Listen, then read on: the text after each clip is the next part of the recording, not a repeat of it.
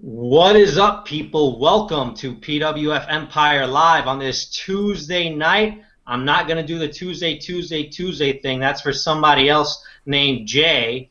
And speaking of Jay, he's actually semi back tonight, along with Steven, who is also back tonight. And there you go. There you see Jay on the screen. And we also have Cast. So it's a four-man crew here on this PWF Empire Live edition. So yeah, guys, in case you've been wondering where has Jay been, Jay, you're back. What's been going on?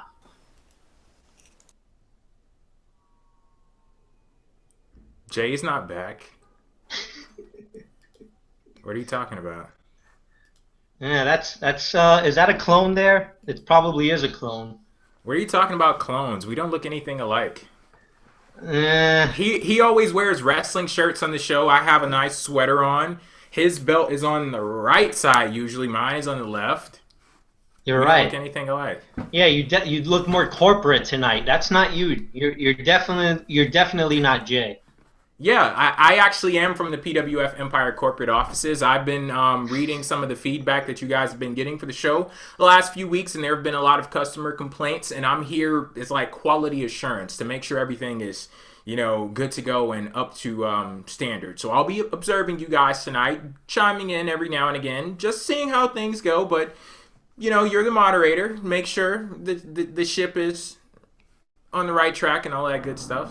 I All don't think right, ships are on tracks, but you get what I'm saying. all right, Jimmy Miss. Wson is here to evaluate the authority to find out who's gonna run PWF Empire Live.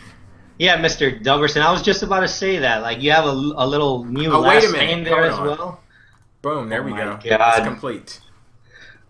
Wow. I wonder what's going on. Cass, do you want to jump in here and say something? It's morphin time, so let's get started. Who's gonna end up winning this war of PWTR or PWF Empire Live? Stay tuned for next week. But anyway, we have a lot of topics to get into on this special edition of PWF Empire Live, so you may want to stick around for that. We have AJ Styles and the Bullet Club possibly having a meltdown with Roman Reigns. We're also going to be discussing the announcement of John Cena returning to Monday Night Raw next month. And also, what did people think of Samoa Joe winning the NXT Championship last week at a live event? We're also going to be talking about the death of Chyna and will she be inducted into the WWE Hall of Fame? So stay tuned. It's going to get loud, and we have a lot of controversy unfolding. So the discussion starts now with the discussion of AJ Styles and Bullet Club last night. It was seen on Monday Night Raw that they possibly had a meltdown as AJ Styles no longer wanted the Bullet Club to have any sort of interference or interaction involving Roman Reigns, as he wants to do this alone. He wants to be the loner heading into Payback.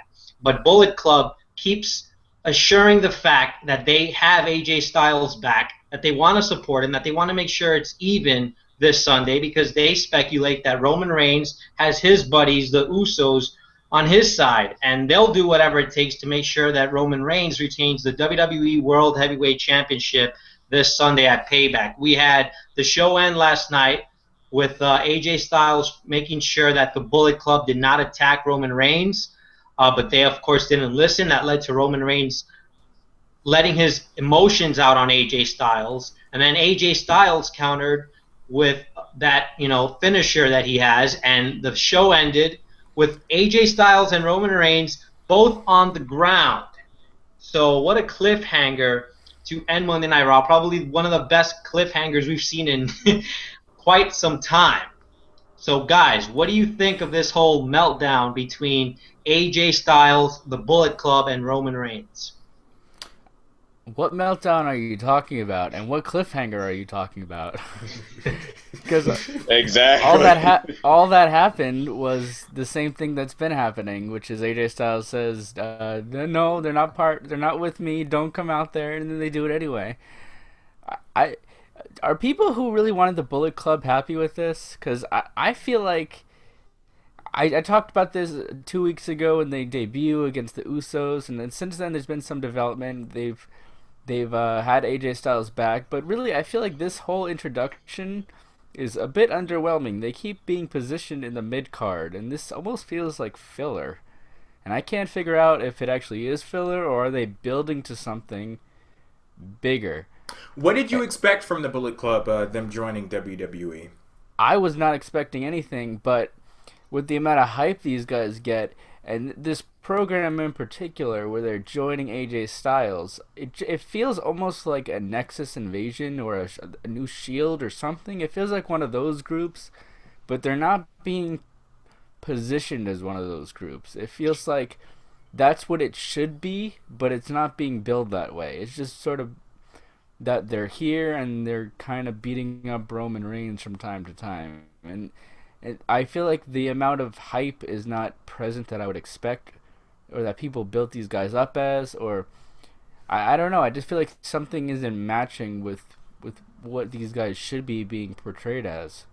I think the reason for that is because maybe we have not had the opportunity to see the end result quite yet. Because with the way in which things are unfolding on Monday Night Raw, I'm looking at the Bullet Club, and it's very clear that they are not going to align with AJ Styles. There is a topic that we're going to be talking about later on in the show. Some stuff happened to where you could possibly draw a connection because AJ Styles isn't the only person under the umbrella that is WWE that has a connection to the Bullet Club. There was someone who AJ actually took his spot, so he could go back to reclaim his throne as far as the Bullet Club is concerned. But yeah, it's kind of hard to judge now because WWE has to do a lot of work to establish Carl Anderson and Luke Gallows within the universe that is WWE. There was so much buildup and so much that happened with them over in New Japan, but somehow, some way, some storylines need to be created and some roots need to be established while they are here. And I think that they're doing that work right now. I feel as if the problem with, and I'm going to go ahead and say it again, like I said last week, I feel as if they're trying to tell two different stories because I mentioned on how they're trying to like get people to think that Doc Gallows, and yes, I am calling him Doc people, Doc Gallows and Carl Anderson, they're trying to make them think that they're going to align with AJ, which clearly that's not what's going to happen. But they're also trying to, like, I feel as if they're trying to, like, use this story to cover up what they're going to do Sunday. And what I mean is maybe it leads to a possible title change, but that's a different topic for another day. But, yeah, but I feel Is there a Money in the Bank floating around or something that I don't know about? Because AJ Styles is not beating the Vaudevillains have the Money in the Bank from the 30s or whatever it is. Oh well, you did say you said a title change. You didn't specifically say WWE World Heavyweight Championship title change. Exactly. So I mean, Natalya, is she gonna win the women's championship now? Man, I've been going for a while. Yeah. Yes, but like I said, I feel as if they're just trying to tell two different stories, and the fact that I feel as if, like, what's it about? Is this pretty much just about AJ and Roman? Or is it, again, like, what's the story with AJ Styles, Doc Gallows, and Carl Anderson? And another thing about this is the fact that Roman Reigns has been completely overshadowed. I mentioned a few weeks ago that I thought Roman Reigns was overshadowing AJ Styles. But now I feel like the Bullet Club is overshadowing both Roman Reigns and AJ Styles. And Roman Reigns, it's almost like he's not the focal point of Raw anymore. Like, remember before WrestleMania, there was this huge saga about Roman Reigns and whether or not he's going to be a failure after WrestleMania and where was this push going. It's like all of that focus on Roman Reigns, whether you liked him or you hated him, has gone away. It's almost like that doesn't even matter anymore. It almost feels like it's in its own universe now. The fact that Roman Reigns, all that talk about him failing and all of this, it disappeared because now all people are talking about really is the Bullet Club. But I agree with Steven in saying that, you know, the Bullet Club, they don't really have an identity yet. It's almost like WWE is trying to build them as some sort of invasion, like the Shield or the Nexus. But at the same time, I don't get that impression from them because they're just two guys. They're not a force yet. It's weird. Like, we don't have an identity for them. And that's the problem. I don't know if we're going to get that identity this Sunday at Payback. But there has to be Well, some they don't even have a name yet. They're not Yeah, the Bullet Club, so Yeah, they don't have, and people are chanting Bullet Club, so it's weird. Yeah. It would be a mistake. Can they even get that name? Is that name trademarked by? They can. With the right price, you could get it. Yeah. Last time I heard, they were trying to negotiate to purchase that name or something. Yeah.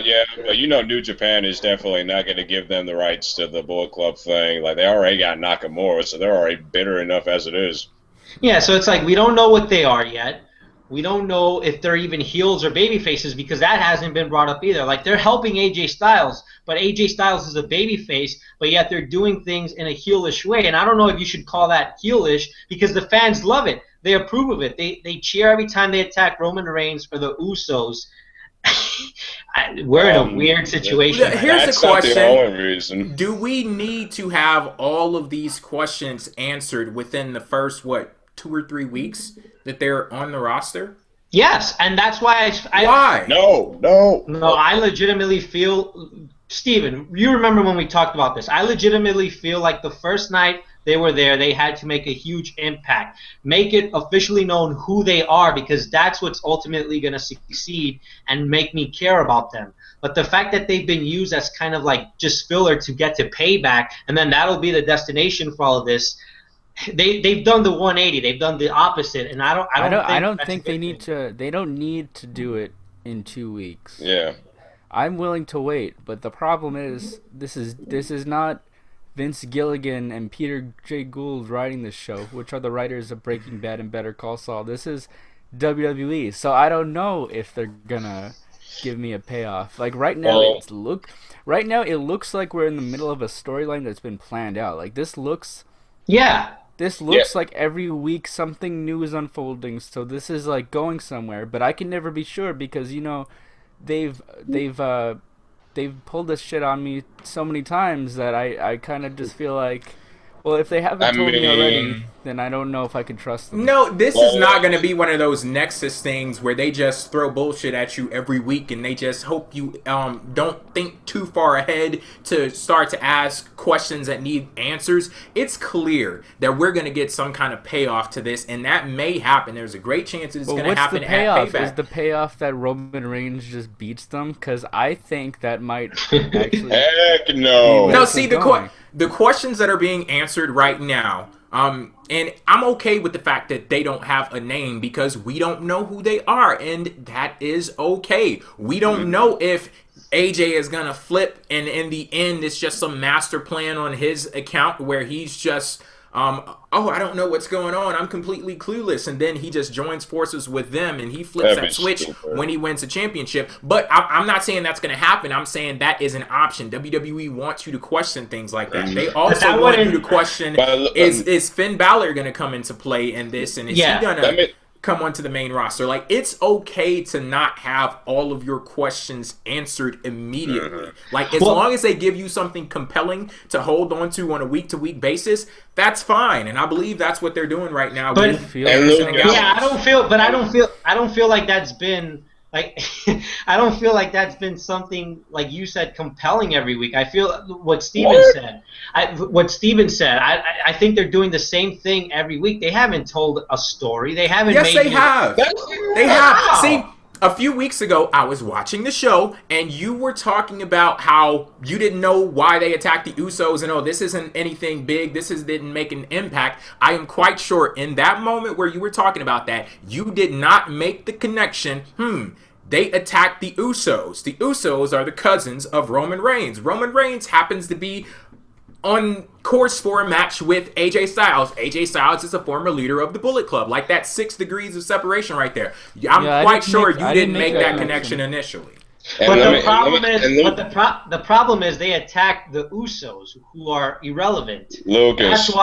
That's why that wasn't compelling to me. They are irrelevant until you realize that they are the WWE World Heavyweight Champions' cousins. But they're still irrelevant. They're still irrelevant. Lucas, let me tell you something. Hold on. People, watch this. See this right here?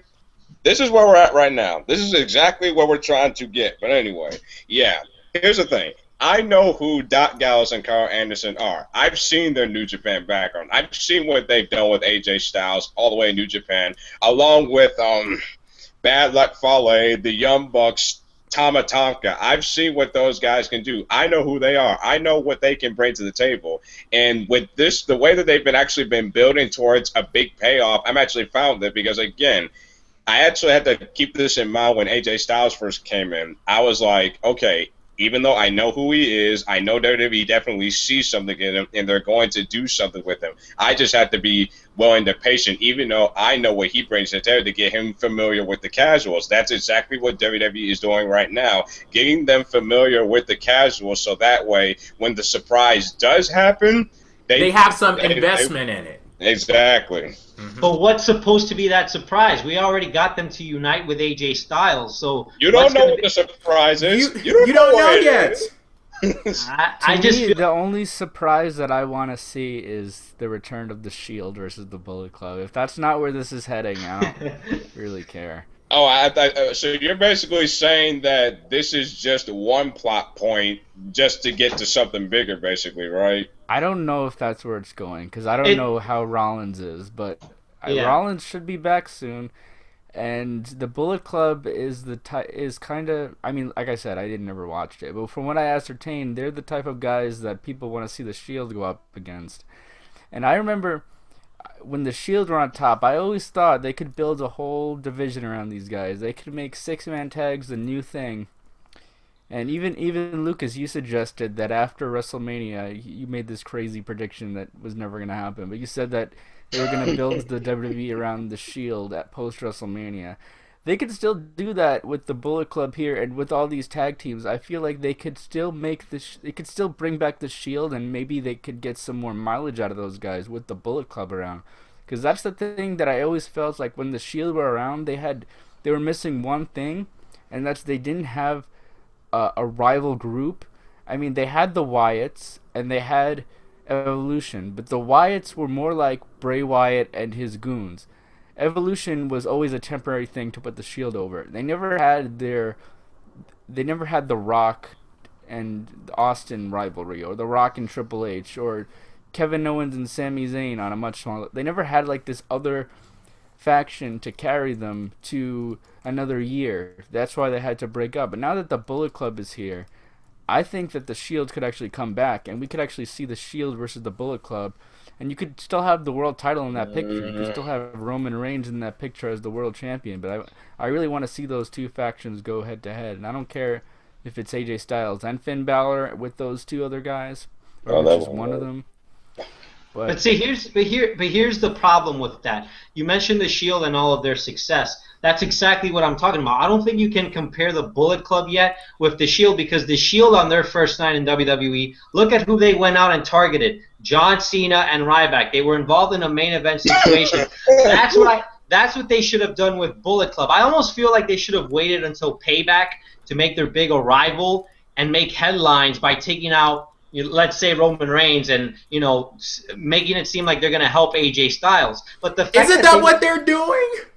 Why did that need to wait until Payback for them to tell that story? You said you want them involved in main event things. They are interfering with the main event of Payback. But I think the problem is you're stuck on the fact that they attacked the Usos that first week. But we know that's a huge problem. That's a huge problem. But we know that they only did that to agitate Roman Reigns, who happens to be the WWE World Heavyweight Champion, who happens to be a main eventer. But I just don't feel like the execution was succeeded in that. I don't see what was the accomplishment in attacking the Usos when they could have made more noise by attacking Roman Reigns, who is the main target. How are you going to bring them up and not have them attack the main target in Roman Reigns the first night? That's all I'm trying to say. They would have created more buzz had they done that instead of attack the Usos. And ever since then, I feel like now where's the big payoff? Because they already gave us the fact that they're going to team with AJ. So now what are they going to do? You don't know that. You don't know that. Yeah, you don't know. All right, well, if they turn on AJ, which is what the best solution would be at this point, and call up Finn Balor, that would be the best situation for them to do. Because at this point, I don't think that they should team with AJ. I don't think that they should join Roman Reigns. I like the Shield idea, Shield versus Bullet Club, but I don't think that's possible at this time. So the best solution is for Finn Balor to come up, make it seem like he was the leader in all of this all along, and ultimately it leads to AJ versus Bullet Club. That's the best solution as of now. Oh, no. Nobody else agrees. I don't give a shit about AJ versus the Bullet Club. I want to see. Like, why would I care about that? You know, the only people who will care about that are the people who watch New Japan, which is not a sizable portion of the fan base. I want to. I don't know. Man. They have to find a way to. They have to find a way to move away from AJ Styles and the world title after Payback, which is why I think that this is the best move, because I just can't see AJ Styles main eventing another pay-per-view against Roman Reigns. I'm sorry, but I can't. Again, like I said, it pretty much just all goes back to execution and how are they going to get familiar with the casuals. That's pretty much what it's boiled down to, in my opinion. We'll have to wait and see what happens this Sunday, but I think we're going to see Finn Balor on Sunday at Payback. I can almost bet on it that we're going to see Finn Balor. And there is a topic that can be attached to that we're going to get into later, but this will move us now into buy or sell. John Cena, via Twitter, sent out a tweet yesterday making it officially known to the world that he will be back on Monday Night Raw on Memorial Day, May 30th. So mark your calendars, because that's in quite a month. In exactly a month from now, John Cena will be back on television on a weekly basis on Monday Night Raw. So, the question, do you buy or sell John Cena coming back to the WWE and ultimately making an impact? What can even be said about this? I mean, when I think of John Cena and I think, what the hell is John Cena? What is he going to do? Like, what is he? He's going to be John Cena. That's what he's going to do. Yeah, but who's going to John Cena, repeat. He's faced but okay, he's going to face the Bullet Club and squash them. But aside from that, like, he's going to face Roman Reigns and do who knows what. But aside from Roman Reigns and the Bullet Club and Alberto to get his revenge or whatever, I don't know, man. Cena needs to do something. He needs to turn heel. I've been pushing for that. Well, yeah, everyone's been pushing for that, but it's never gonna happen. So go ahead and get Cass enraged. All right. Hold on, people. Wait. Before No. Buy or sell? I don't think you answered, Steven. Do you buy or sell? I don't care. What am I gonna do? Like, sell it? So you're selling it? Sell Cena coming back, but I don't buy it. Whatever. He's coming back anyway. Okay, hold on, people. You have no idea how long we've been going back and forth with this off air. Lucas, I'm gonna tell you for the freaking last time. John Cena, a man that does Make-A-Wish, who gave a Hall of Fame speech to Snoop this year. What does that have to do with anything? What does him giving the Hall of Fame? What does that have to do with anything? He is not turning heel. They just had way too much invested in John Cena just for a simple heel turn. And seriously, we are actually beyond the point of him ever turning heel. Besides, we're not beyond that point. What are you talking about? We are. No, seriously, not beyond that point. But seriously, like, we are. To me, we're just beyond that point because, like, people predicted time and time again, it's just not going to have my opinion. But as far as John Cena coming back on Memorial Day, I have to sell it. What? Jesus Christ, what is wrong with you guys? I mean, it's kind of hard for me to buy it because it's the fact that when Cena does come back, you know he's going to be involved in, like, he's going to be involved in a big angle somehow. And really, to be honest, I heard WWE actually have the nerve to tell me to my face to try to insult my intelligence that we are in a new era in WWE. WWE, if we were in a freaking new era, then why the heck are John Cena and Randy Orton still around? Please explain that to me. So yeah, John you don't Cena have to get rid of the people from the past era to be in a new era. And Shane are still around. So yeah, if we need to get rid of John Cena and Randy Orton, shit, Undertaker should be in an old folks home by now, according to you. Yeah, he should be a dinosaur. He should be extinct, long gone. We should, like, put him out like what Old Yeller. Listen, yeah, but, like, I just don't. see what Cena coming back is going to do if he's not involved in anything big. And besides, there's really no top heels right now that he could go up against. So, I'm gonna actually buy John Cena coming back. I am a John Cena fan, and by simple virtue of him being John Cena, whatever he's involved in, it gives it a sense of importance. Just look at what he did with the United States Championship. Don't pay attention to what's going on right now. That's not his fault. No. We can pay attention to it if you want to. It's our main event. I don't want to. You said we could pay attention to it if I want to. I don't want to. Okay. So, yeah, just look at what he did in reviving the United States Championship, the Open Challenge, one of the best parts, or consistently a great part of Monday Night Raw throughout the entirety of that thing. So, yeah, I'm excited to have John Cena back on WWE TV, and I can't wait to see what he does when he gets there.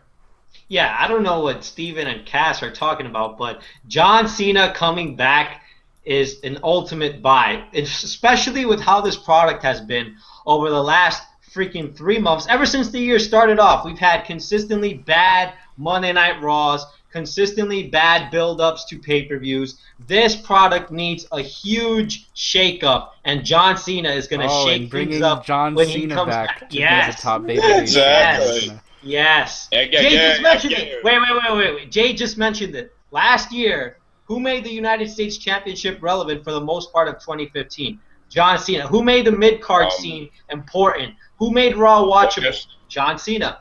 So don't tell me that he's not going to add any sort of prestige to this 3-hour show. He is, but he's not going to, like, you're acting like this. You're acting like he's been gone for a year or something. He's only that's how it's felt. That's how it's felt. No, it hasn't. Yes, it has. And by the way, Lucas, I don't know who you're talking to. I don't know who you're talking to because that's not Jay in the corner. But yeah, I just don't see what John Cena can really do. I just really don't. You know they have something big planned for him. I mean, he's been gone. He's not going to announce this for there not to be something big planned for him. I mean, there's no way. Otherwise, it would just keep him a surprise. But there's no way that there's nothing big planned for John Cena. There has to be. See, I won't go that far. He's going to face Del Rio. That's what's going to happen. No, he's not. They're long and done with that. They're done. No, they're not done. That's going to be his first opponent. No, hell no. First of all, he's not even the United States champion anymore. So doesn't matter. He beat him. You think Cena's just going to take that shit? That would be remember when Del Rio beat John Cena clean? WWE doesn't want us to.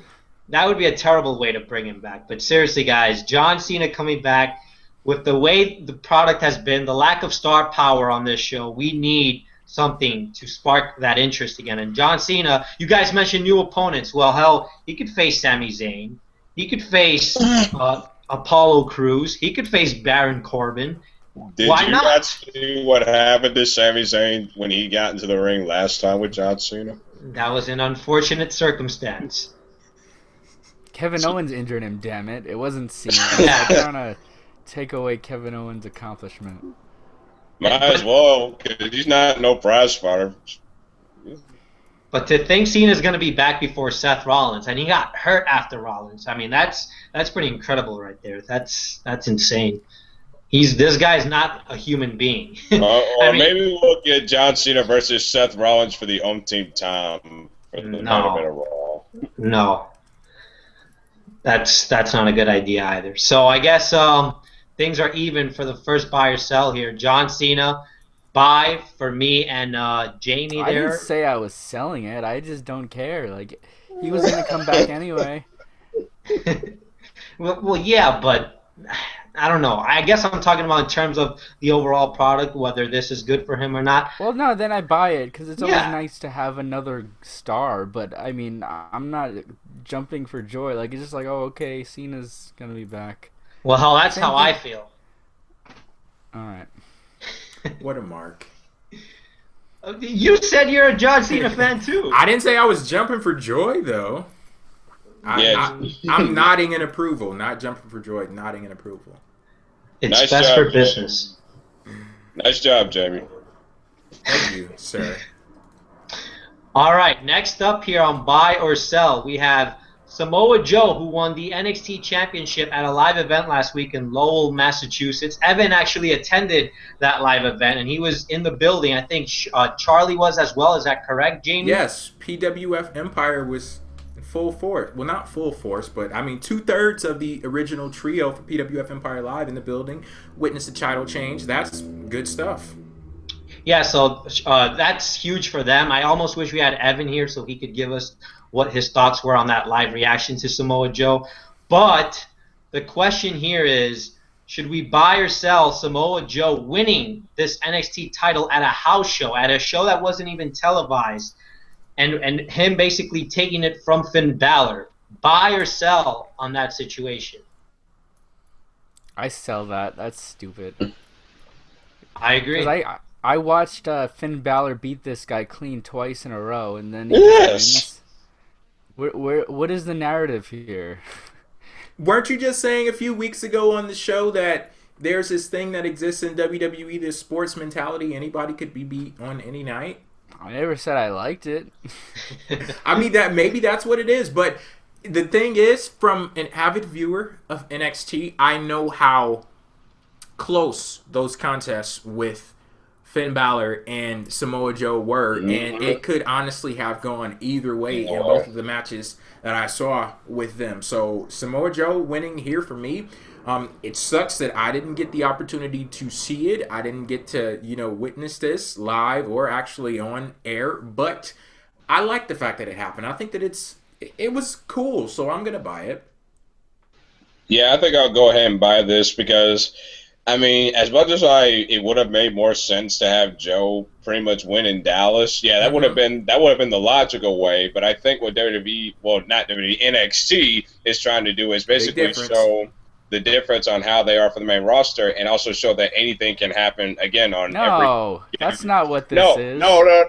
It can happen on any given night, and that it really doesn't. You can have a title change one night, or you can have a championship retained. Like, here's the thing. A lot of people realize this. Title matches do happen outside of what we see on TV. They do happen.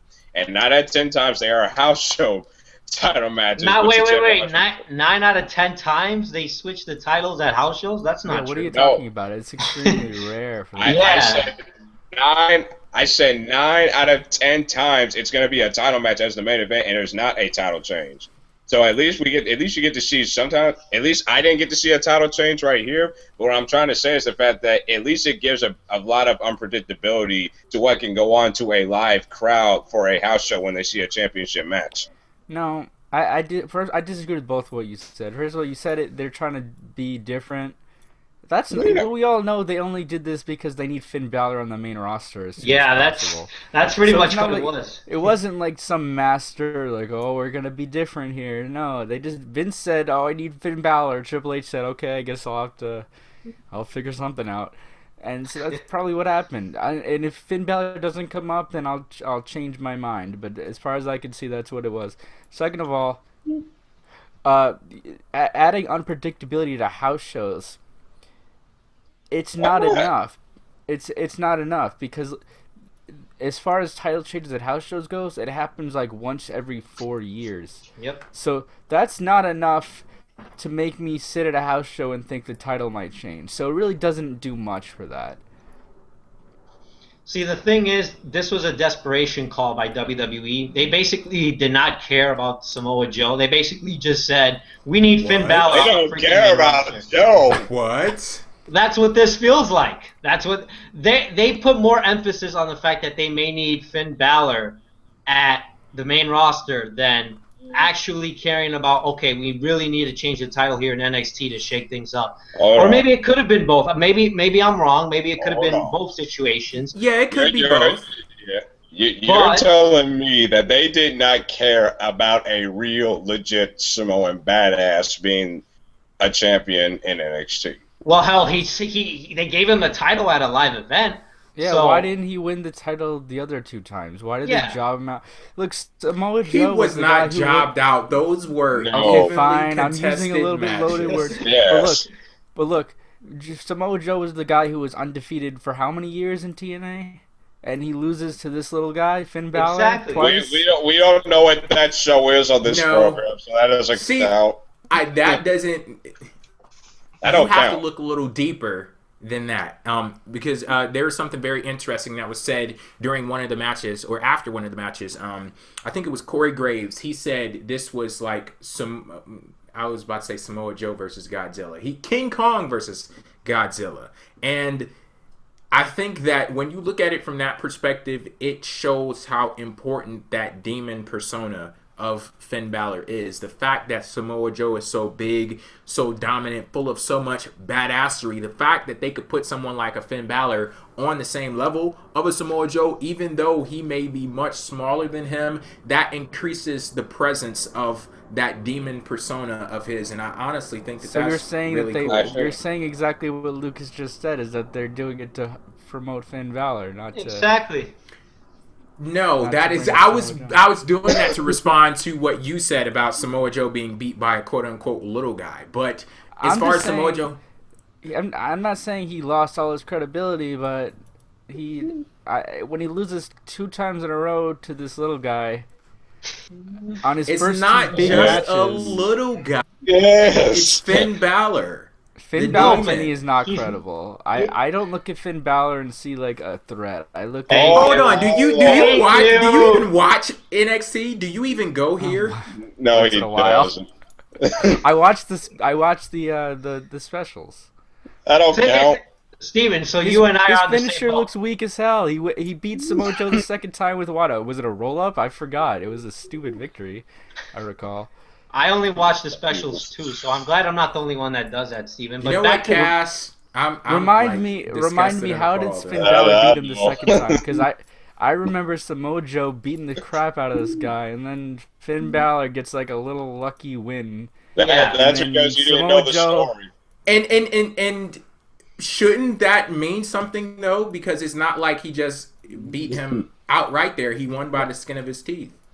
Yeah, but it doesn't feel like he overcame a challenge because he beat him 2 times in a row. It just feels like the first time I felt like he overcame a challenge, but then the second time you just brought Samoa Joe down. You didn't bring Balor up again. And He beat him already. But here's the thing.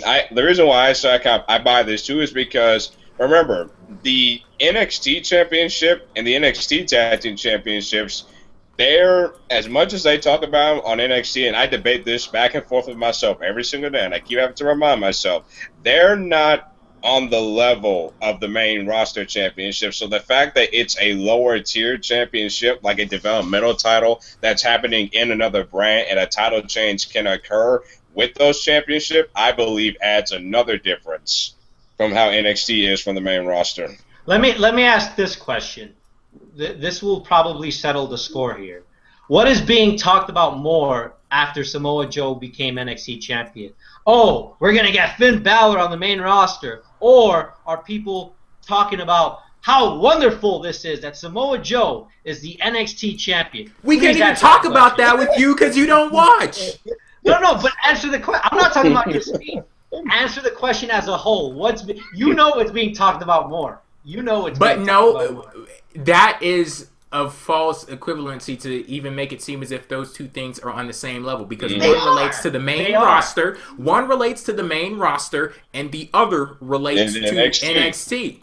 But the And question for an NXT fan like me, for an NXT fan like Cass, we can sit here and say it's important if Finn Balor moves up to the main roster, and it is also important that Samoa For Joe NXT is the fans NXT like champion. you, are you happy that title change took place do you not on feel- television? You Yeah, never do you got to see feel, it? yeah, do I'm you okay feel with that. excited? Do you I'm feel okay. excited? Yes, when I read the shit, Joe. Charlie made sure I was excited. He was sending me texts and videos of it and stuff like that. So yeah, I was excited about it. I was just like, feel like damn, the- I wish I would. Why Yeah, is yeah, Samoa yeah, Joe not on the main roster? This guy's not Hey, getting any younger. I don't know about you guys, but I cannot wait for Samoa Joe's reign of terror as the NXT champion. That's all I'm gonna say. I just- cannot wait for Samoa Joe to get on the main roster before Yeah. he gets too old to actually matter. Listen, I'm selling this. Okay. I'm selling this. I just feel like Samoa Joe is above that. Like when the news came out that he's NXT champion, I'm like, okay, he's above that though. Why should this be a big deal? I mean, this is not a big deal. he's been all over the world wrestling for many, many years. Yes. So it's like, okay, he's the NXT champion, but he already faced Finn Balor twice, and I'm just sitting here like, why did this take longer than it should have? This should have happened instantly. Samoa when he Joe came is to the Vince. guy who You're not an took NXT Kurt Angle fan. to You beat don't. him. Yeah, And now he dude. We loses need twice to, to we Finn need to Balor. stop. We need to stop. I don't Let's have to stop be. going there, Wait man. a minute. I don't have to be an NXT loyalist to know Samoa Joe deserves better. That he should have been an Yes, NXT you champion do. right Because you need to be an NXT loyalist because you know the importance of NXT and the importance of that championship and the importance of Samoa Joe being the champion. If you were a fan of NXT, you would know those things and you would be excited about him. That I'm a fan of Samoa Joe, and Anyway. I know that Samoa Joe deserves better. Anyway. All right. Next topic. Next What do we got? topic. Oh, next topic. This is gonna get even more hotter here. We have buy or sell on WWE inducting Chyna into the Hall of Fame now that she has First, passed away. can I just say something? Rest in peace to. Yeah, I was gonna get to that. before we get into like the official like buy or sell part of it, I think it does need to be acknowledged the fact that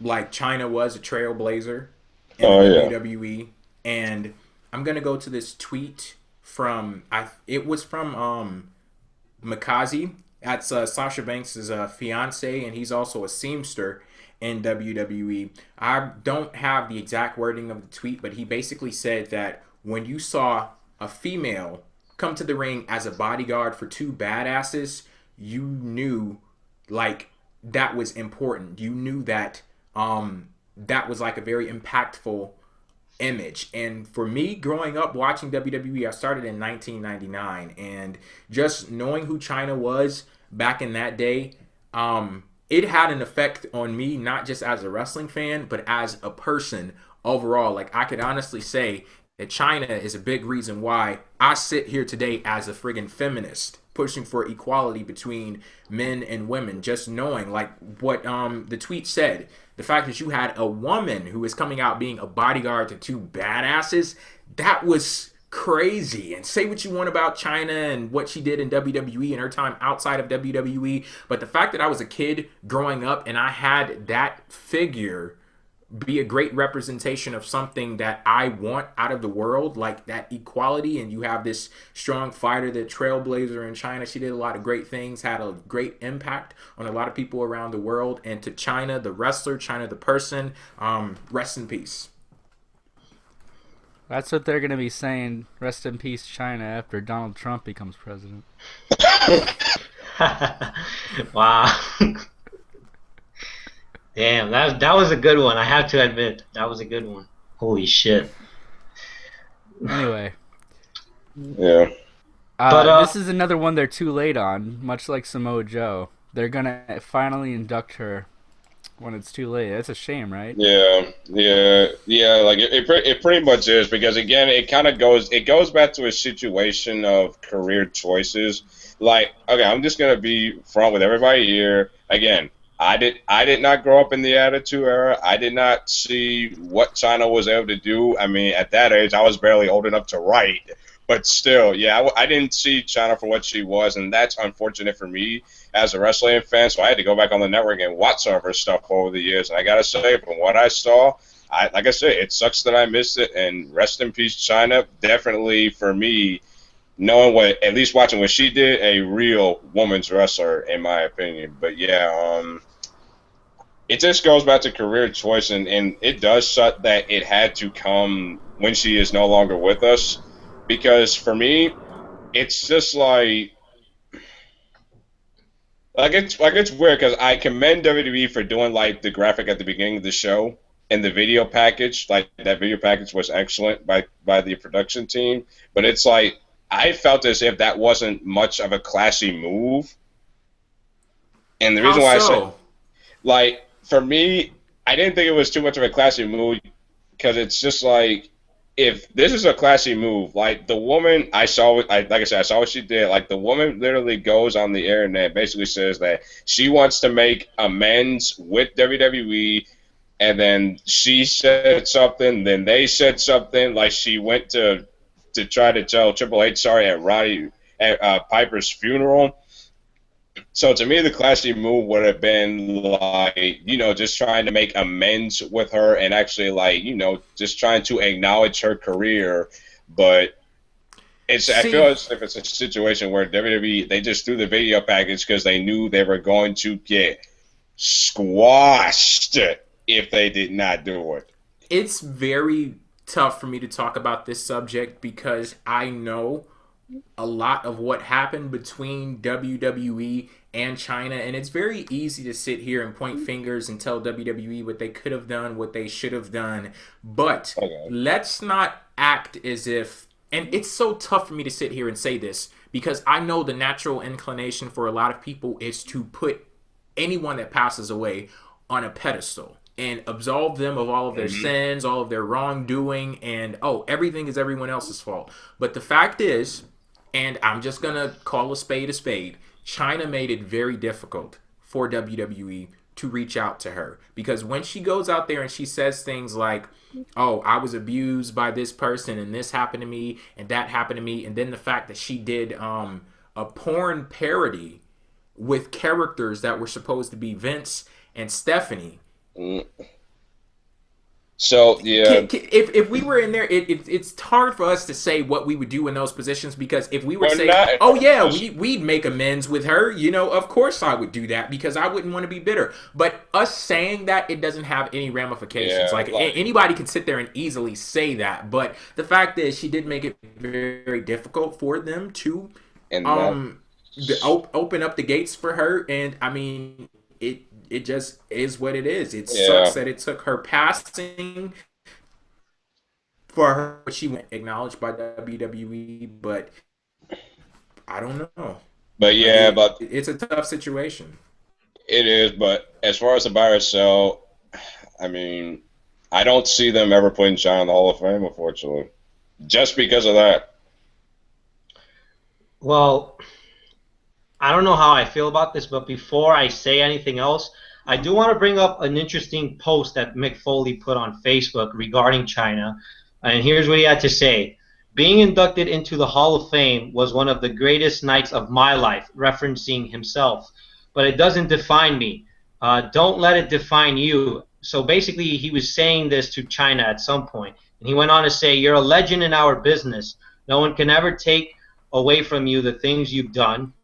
Don't let anyone have the power to tell you whether or not your career was worthy of the Hall of Fame. It was. There will never be another Chyna. So, next year when the announcements are made, if Chyna is not an inductee, don't be sad. The real Hall of Fame is inside all of us. It's a Hall of Fame based on the way superstars made us feel, the smiles they produced, the memories they created for us, the legacies they forged that will stand the test of time. By that standard, Chyna, the ninth wonder of the world, was inducted into the hall that really matters, our Hall of Memories, a very long, long time ago.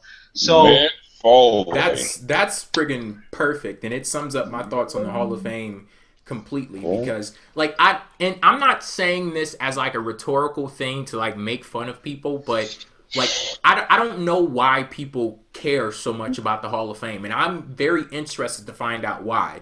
Maybe it's like a carryover from people being sports fans and things like that. I know I'm not a sports fan, so I don't get that whole thing, but when I hear people criticize WWE about this person should be in the Hall of Fame, that person should be in the Hall of Fame, and they didn't honor Chyna the right way by airing the video package later on in the show. They should have aired it to start off the show. What I ask myself is, like, why does the way in which they honor her matter to you? And once again, it's not a rhetorical question. Like, I honestly want an answer to it. And Mick Foley, he hit the nail on the head. Like, what are you going to do to honor Chyna? Like, what are you as an individual, as a fan that wants her to be honored, how are you going to remember Chyna? How are you going to pay tribute to her career? Like, that's what I want to know. But here's the thing, and I think I know where a lot of people are coming from now when it comes to the Hall of Fame. Like, I agree. Most of the time, I don't necessarily agree that the Hall of Fame should be looked upon as this huge deal. But in Chyna's case, I think it should be, because we've gone for almost a decade now without any acknowledgement from WWE regarding Chyna. So it's almost as if she was never there. Especially like Cass said, you were a guy much like me who grew up in an era after Chyna where we didn't get to see her on a weekly basis. So it's important for WWE to do these things and acknowledge somebody like Chyna, because it almost feels as if she was never there. Like there was nothing ever meaningful about her. That's why I feel like this Hall of Fame for her is important, this induction, because it's going to give everybody an indication of who she actually was in this business. Like, let's be honest. Nobody here has thought about Chyna since she died. Before she died, I'm being honest, nobody talked about Chyna. And part of that is WWE's fault. They've never cared to keep her relevant in the conversation, being one of the all-time greatest. So the fact that they've never acknowledged that, and now it's oh boy, and now that it's being all brought up, it's like, okay, does Chyna really hold that much value as opposed to if they had done this for many, many years? That's where I'm trying to get at with this, because when she passed away, for me personally, I wasn't that emotional. Maybe I should have been. But because WWE hasn't brought this up and made her out to be this huge deal in the business and, make it feel important and legendary, okay. I don't know. No. I think she needs to be in the Hall of Fame. No. You just dug your own. What are you guys trying to say?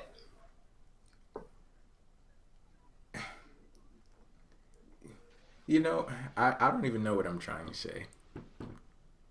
Like, it's so tough to, like, talk about this. Like, you know what? Rest in peace to Chyna.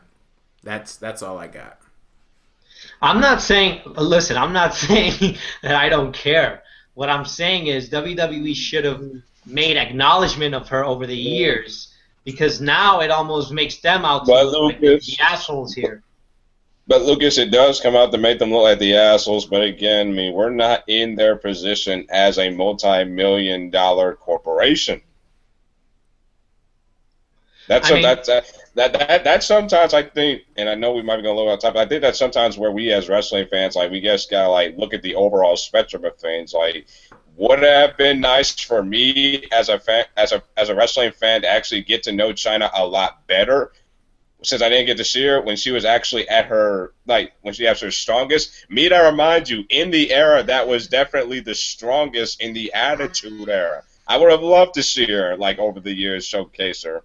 But that's why I need, as a wrestling fan, just to go back and look at my history. I mean, yes, they could have done it, but again, we're not in their position as a big corporation, all that imaging and stuff. So, well, Triple H did say it many, many, many months ago, and I'm not gonna get into this because but he did say specifically on a Stone Cold podcast that part of the reason why she couldn't be in was because of what Jay said there and the whole porn history and all of this. So if they want to go with that, I mean, look at who else is in the Hall of Fame. Sonny. That's all I'm going to say. That was after. We're not even going to get into that, believe me. I know we're not, but I'm just pointing that out there. I think regardless of anything, she should definitely be in the Hall of Fame.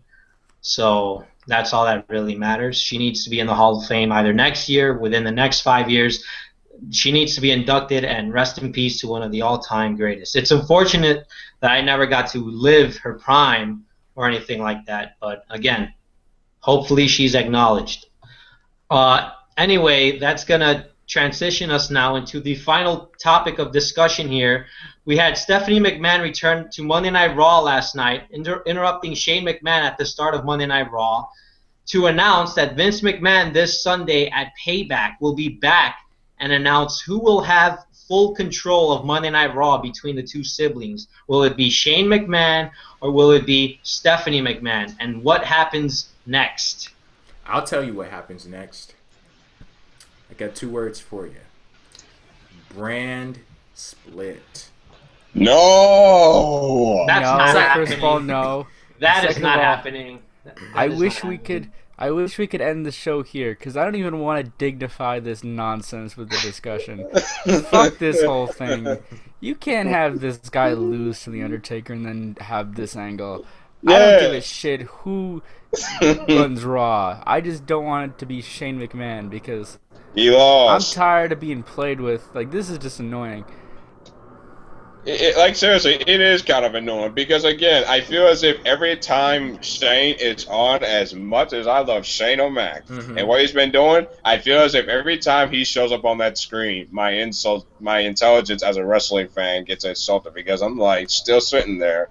This just makes that match at WrestleMania a lot more inconsequential than it probably should. And it's like, what I don't get is, why are we getting a Raw segment on a pay-per-view? That's what I need to know. And one thing that I can't agree with you on there, like the whole thing about the intelligence being insulted, like it's such a weird situation. And this just shows like the eternal fuckery that goes on in WWE creative team meetings, because I can honestly sit here and say, since Shane McMahon has been the authority figure running the show, the quality of Monday Night Raw has increased. But just typical WWE, you can't get out of your own fucking way. Like, the show increases in quality, but we have to acknowledge the fact that what made it increase in quality, it doesn't make sense, because Vince McMahon was so terrified of Shane McMahon getting control of the company, he was willing to put Shane McMahon up against the most destructive force in WWE history. He faces The Undertaker at WrestleMania and loses. The next night on Monday Night Raw, he gets control of the show. I understood there. I understood. That was Vince saying, okay, you know what, I'm going to, let you fall, and I'm going to watch it all, and I'm going to laugh while it happens. But then the next week, and I'm like, okay, now, we need to get some kind of resolution, some kind of explanation as to what's going on here, and I'm just happy that whatever is going to happen is going to be settled at Payback. And I was just joking when I said brand split, but I saw a lot of people in the chat like, oh yeah, bring it on. Like, I would honestly love for that to happen. I just don't know if it is, but every time someone recommends a brand split, I want to like kill myself. Wow. I was about to do something really bad, like just brand split, but no, I'm not gonna do that. By the way, Jay, it's interesting. It's interesting how you. Wait a minute, what did you call me? That is Jamie. Like, seriously, get it right. All right, J 2.0 there. We're going to get J2 started all of a sudden. No, what are you we don't look anything alike. What are you talking about? All right, Mr. Doverson there, or whatever you want to be called. But anyway. I want to be called Jamie Doverson because that's my name. Okay. Lucas. Gotcha. All right, Jamie D. Yeah, that's my name. But anyway, you mentioned that the quality of Raw has gotten better since Shane McMahon has been in power. There was a little statistic that came out, again, with the ratings declining over the last few weeks. So I don't know if that's necessarily been a good thing that Shane McMahon has been running Raw. It's been a good thing for me. Those people who haven't been watching too damn bad. Peace. Like, I can't base my enjoyment of the show off of other folks. How is the quality increasing?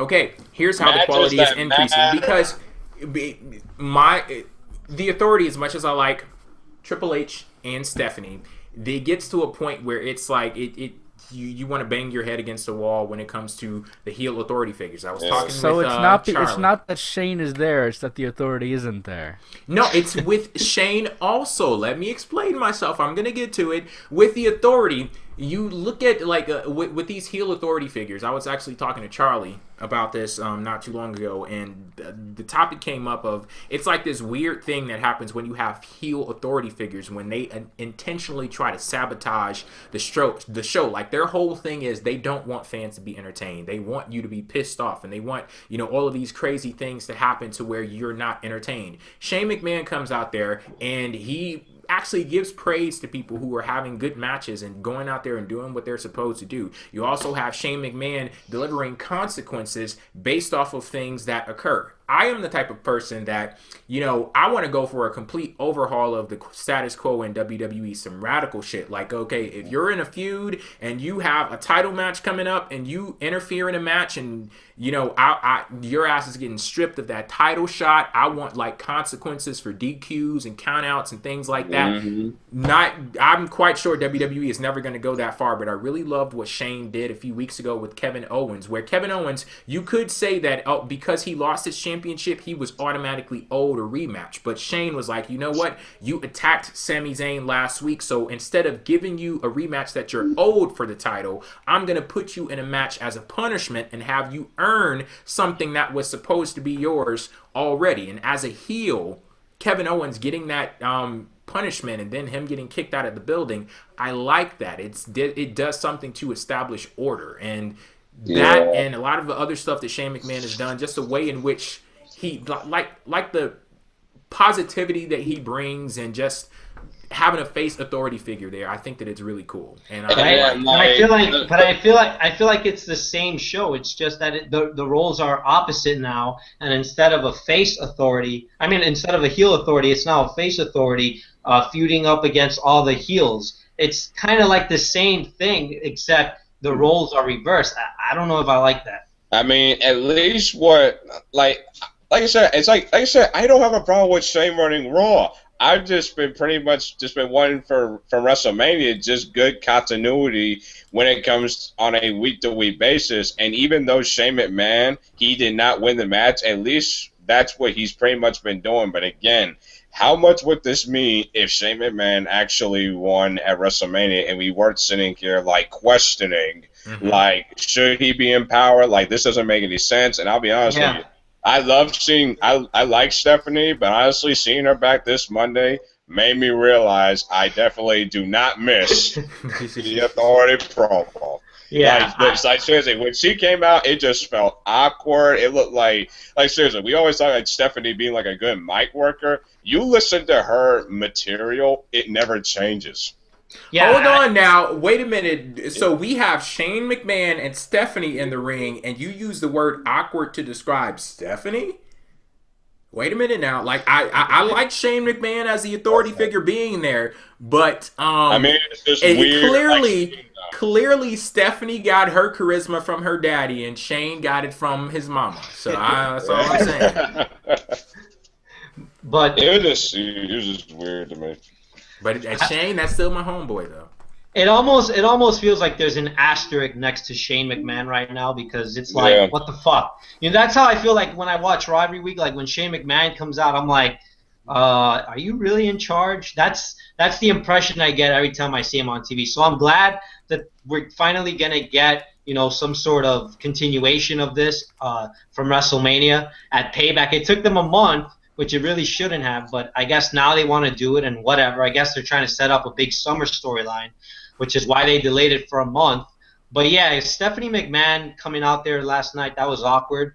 I wish it would have been Triple H and Stephanie, but we all know Triple H is being saved for the good stuff. In fact, I wouldn't be surprised if we see him this Sunday at Payback get involved in all of this mess. But I do think Vince McMahon is going to pull a swerve. He's going to turn babyface, and he's going to announce Shane McMahon will continue to have control of Monday Night Raw, and then that's when Triple H is going to get involved. Be like, hold on a minute, old man. You don't get to say things like this anymore. It's going to lead to Authority versus the father and son. No. I have one way to save this from a logical point of view, but I don't know if they're going to go that way. And it's very simple. All you have to do is say Vince was opposed to Shane leading the company because Shane left and he went to go do his business. He wasn't serious about the company, and now all of a sudden he's coming back. And then you could say that in the match with The Undertaker, he proved to Vince that he's actually serious, that he actually cares about the business enough to jump off the Hell in a Cell. There's a simple, logical reason why. But they haven't explained that. And what Steven is saying is that it possibly could happen on I'm saying Sunday. that would work, but. And another thing that could work is mentioning the lockbox. Like, oh, Shane McMahon forced my hand. No, don't mention the lockbox ever again. We're probably never gonna ever hear of that again. That was nothing but a plot device. Part of that storyline. That was nothing but a plot device to get us from one point to the next. Yeah. Okay. But the problem is, even if they go with the explanation that I said, the problem is. They every time they don't deliver on their stakes, they make future matches that much less interesting. Mm-hmm. Because now next WrestleMania, when they try to do something big, I'm not gonna forget that. I'm gonna say, whatever. They'll just back out of it. Which is Which is what happened with the "you're fired" angle or retirement angles. They all just kind of said, yeah, okay, whatever. Yeah, he's fired. He'll be back next week. Yeah, remember the Authority got fired, Survivor Series 2014? They were back the next month. And Come on, John. Come on, John. Come on, John. Bring back the Authority, John.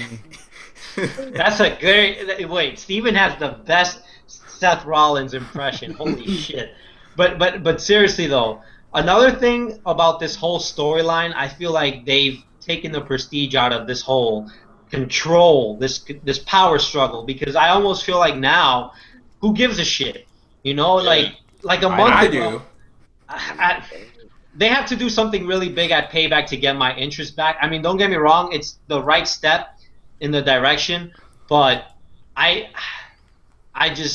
they really have to do a good job. They're not going to do anything. All they're going to do is Vince is going to announce that it's going to be Triple H versus Shane. No, they're not going to announce that early. They're not going to announce it that early, but it's going to be the start. It's going to be the start of the whole Triple H and Shane McMahon beef, in my opinion. But to be honest, like this whole thing about change and the power struggle that was happening a month ago, I was really excited for it because it felt like the landscape of WWE was going to change, and we've seen that it hasn't. So now it's like it's not ever going to change. I think it has. It has not changed. There's been enough change for it to be noticeable to me, and if Shane McMahon is like officially in charge, I look forward to seeing more changes. But it just makes that match at WrestleMania even Listen, more forget Here's about WrestleMania. Here's the thing, like I'm on board with you, but I'm the type of person like I can complain all day about how I don't like the fact that this happened. However, we got to deal with it now. Yeah, it happened, and now we got to move forward. Past that point. Yeah, like, we got to look into the future. I can say I fucking hate the fact that they invalidated the ending of that match. However, with Shane being in charge, I like it. They need to have Vince McMahon agree to give Shane McMahon power. Triple H comes out, pedigrees Mr. McMahon. That would be exciting right there. No, because that wouldn't be good. You mean to tell me Triple H taking out the old man and feuding with Shane McMahon wouldn't be what's best for business? I mean, we'll see where it goes. Just split it up, What do you mean split it up? Brand split? Yeah. Oh yeah, you want to watch SmackDown again? Do you really? Yes, actually, I do. I have been the you want to watch biggest 5 hours proponent. of TV? I have been the biggest proponent on this show and on the post-round rundown how I've been needing to get these fools to watch SmackDown. And watch SmackDown, people. It's important. Brand split? You got it.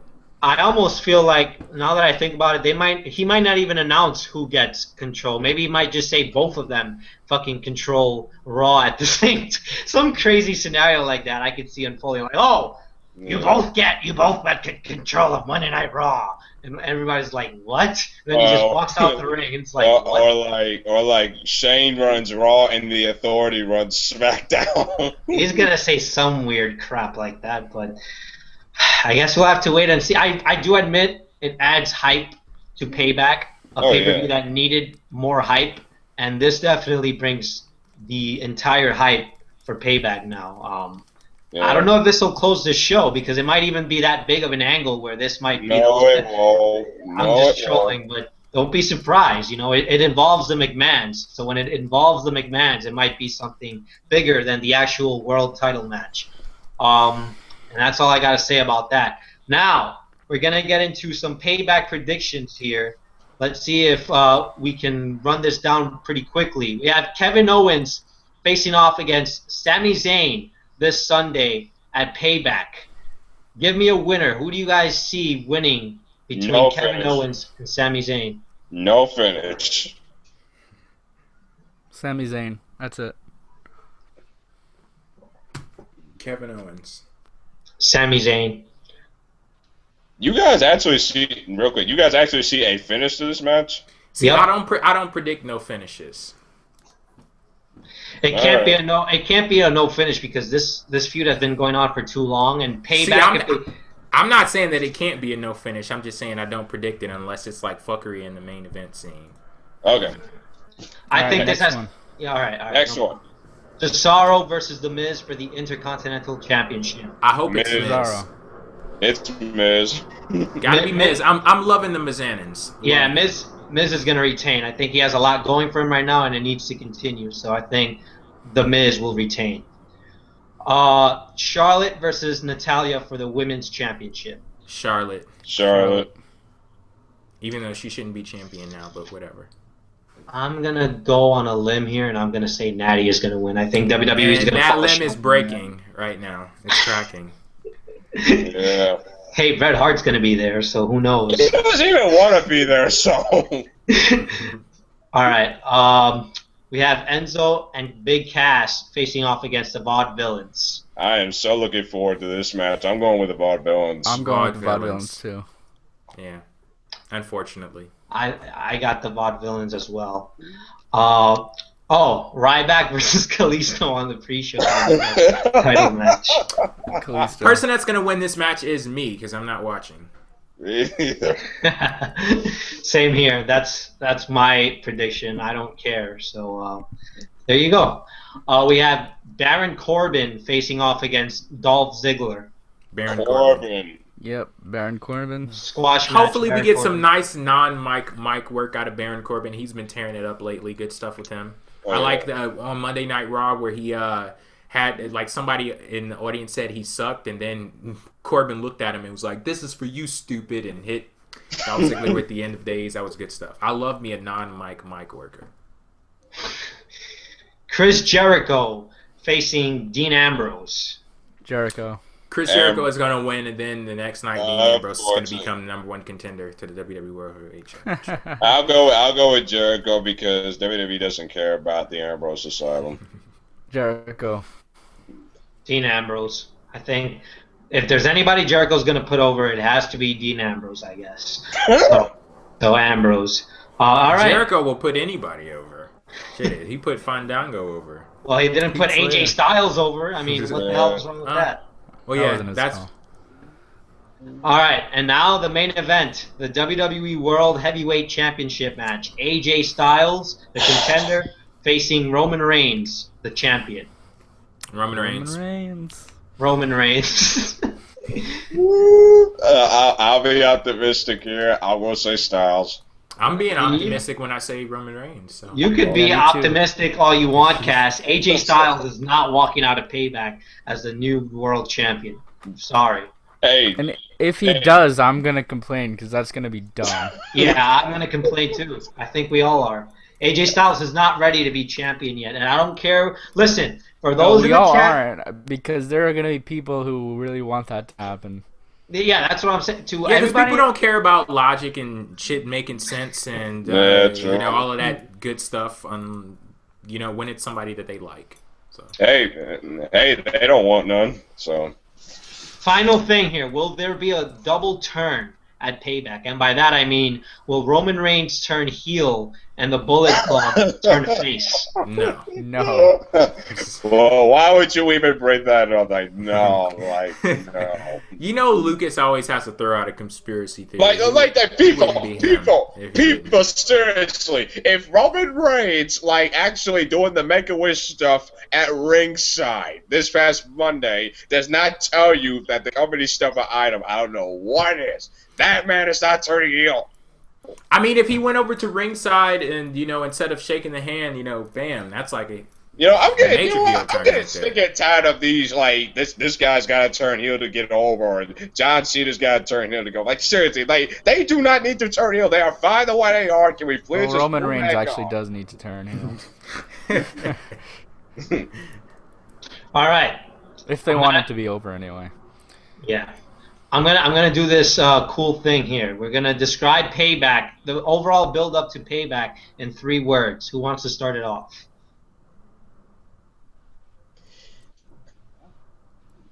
I'll live with it.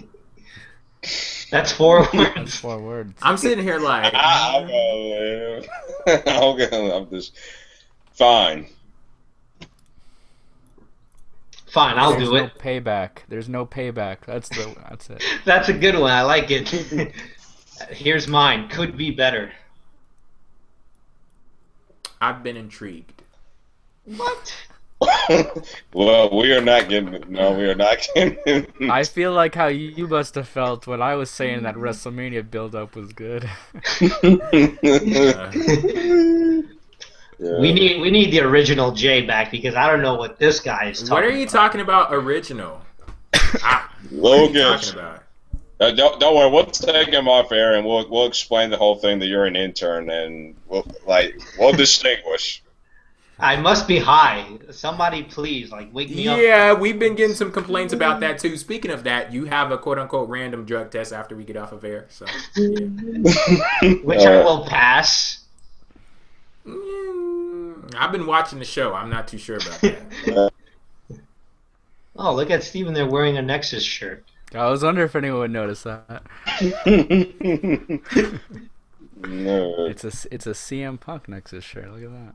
Yeah, perfect time to end the show, guys. Come on, let's go. No, we can end the show with this one right here. No. This is not a war of T-shirts now. All right, guys, that'll do it for this edition of PWF Empire Live. And stay tuned because we might have Jay back. You know, the real Jay next week on Tuesday.